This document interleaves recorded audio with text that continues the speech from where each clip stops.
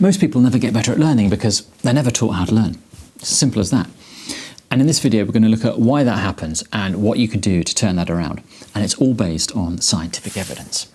In 2013, a group of scientists analysed 10 popular learning methods. What did they find? Well, this is the paper. Most of them turned out to be ineffective. But that wasn't the strangest finding. The really odd discovery was that the less effective the technique, the more the student liked it. And this is why so many people never get better at learning. Could this be affecting you? Probably, but that study also discovered what really works. So let's take a closer look. Learning is essential for humans. Without it, we couldn't function. It's fast compared to evolution, meaning we can adapt quickly to a changing environment. Almost every society recognises its importance, which is why so much time and money is dedicated to education. Most children spend well over a decade at school. But were you ever taught to learn? I wasn't. It's just assumed that knowing how to learn is the easy bit and doing the learning is the challenge. Like tennis, the rules are easy to understand, but playing it well is difficult. But a lot of research implies the opposite. It's like we go onto the tennis court and have no idea what to do. We're throwing our rackets around, jumping over the net, clueless as to the point of the game. Somebody just needs to show us the rules, the objective. At school, my teacher spent more time teaching the life cycle of an amoeba, and come to think of it, the rules of tennis, than showing me how my brain learns. As a result, I didn't learn very much for years until I discovered how to do it. And that only happened by chance, because as the study I just mentioned shows, decades of research now explain how we should learn and why we often fail. And usually we fail because we've totally misunderstood the rules. You're never going to win a game of tennis if all you do is throw your racket around, no matter how much effort you put into it. To win at learning, your brain needs to actively engage with the topic. That's it. Engage and you'll quickly start building expertise. And when we look at the findings of this paper, you'll see exactly why your learning fails and the exact steps to take. Already just knowing this, you probably have some idea of what works and what doesn't. Here's a list of all the techniques the study reviewed. Can you guess which is the least effective? Here's what the paper says. Highlighting doesn't work, and it may even hinder deeper learning. But despite that, it's very popular with students. The paper acknowledges future research should be aimed at teaching students how to highlight effectively, given that students are likely to continue to use this popular technique despite its relative ineffectiveness. It's a technique that people love but doesn't work. Avoid it if you can. Sorry for the interruption. We're going to hear from today's sponsor, which I think you'll like, and then we're going to get back to the techniques and methods in the paper, many of which were used by lots of great thinkers and innovators from the past. Something else we see from great minds and innovators of the past is their ability to adapt and use new tools. And there's a new tool that's reaching deep into almost everything we do. Generative AI. How can you turn this to your advantage? By learning how it works and how to use it, and a great way of doing that is learning from a course. For example, Applied Generative AI Specialization delivered by Simplilearn in partnership with Purdue University Online.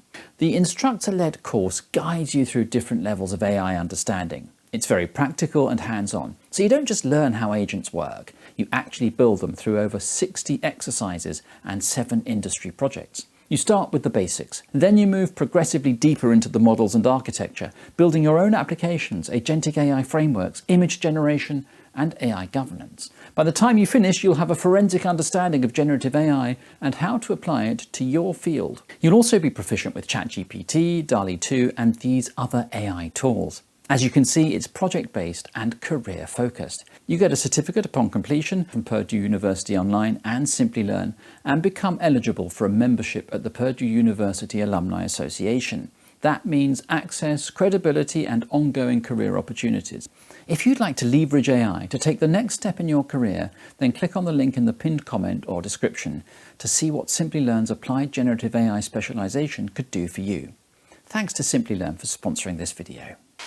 Now look at this. It's the results of another popular method, and you probably do it. In the study, 84% of students included it as a top-ranked technique. It's rereading, so is it effective? No, it can have some benefits, but generally it is low utility, and as you can see from this graph, there's virtually no benefit at all after the second reading. These two ineffective methods have something in common, and it's obvious when you reflect on it. They're passive. You can do them without thinking. Low effort, easy, convenient, however you want to put it. But it's worse because they trick you into believing they're effective by creating familiarity, which your brain often mistakes with understanding. But familiarity and understanding are two very different creatures. So if passive, easy methods are ineffective, you might be thinking that what's required of a learning technique is that it's more difficult. And you'd be right. A good learning method falls into the zone of what's called desirable difficulty. You want examples? Here's what the graphs look like for effective learning methods. There's elaborative interrogation, where there's a significant difference in the final test performance compared to the reading group. Self-explanation, where learners self-explained while solving each problem. And these graphs show the impact of the testing effect. Now, when I've mentioned the testing effect or retrieval practice before, some people, those who lurk in the comments, have criticised it as a method that's only good for rote memorisation. That's not true. The testing effect does help memory, but also understanding of concepts, which this paper acknowledges. There's one more method coming up, and then I'm going to give you some questions that you can use in your learning to ensure that you'll never misunderstand the rules of tennis again.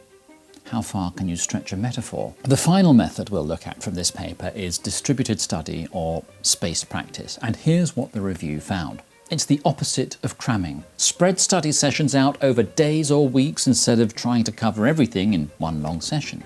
Here's the evidence that it works. The top line indicates 0 time between sessions, and when it came to the test, students spacing their learning scored around 85 and 95% compared to 65. Now I'm going to give you some general questions that you can use to get your brain working and engaging with what you're doing. As you're trying to learn, ask yourself these questions. What does the author or lecturer mean when they write about this topic? Instead of just accepting what's written, it's your job to question the author. This will help to deepen your understanding. Why is also a great question. If you can't think of anything else to ask, ask why. And the next question is my favourite, and it encourages deep thought because it forces you to think analytically.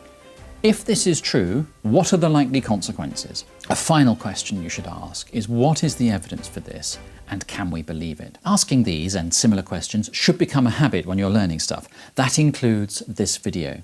I've claimed that schools don't teach learning.